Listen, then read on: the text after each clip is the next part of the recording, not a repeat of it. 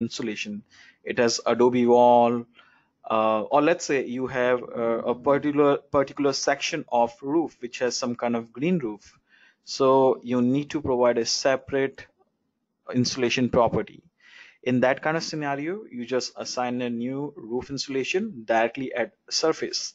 That insulation property will override everything what you have provided at either building level or story level.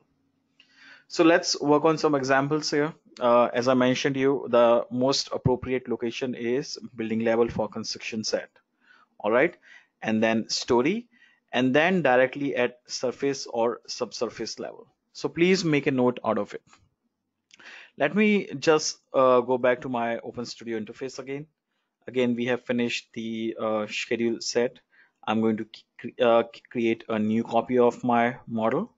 Let's say V7, actually V8 underscore construction.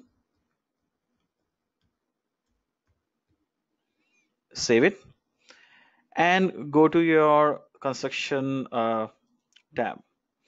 Again, as I mentioned you earlier, we had only one construction set based on 90.1 2010 for climate zone 3C.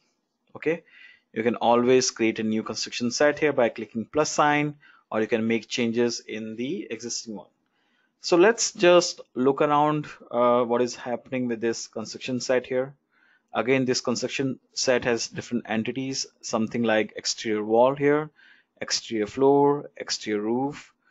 All of them are based on ASHRAE 90.1 2010 for climate 3C. Then internal wall properties, then ground contact surface constructions, exterior subsurface constructions, fixed window, operable windows, doors, and you can see there is nothing provided for skylight. All right, there is some information for daylight dome.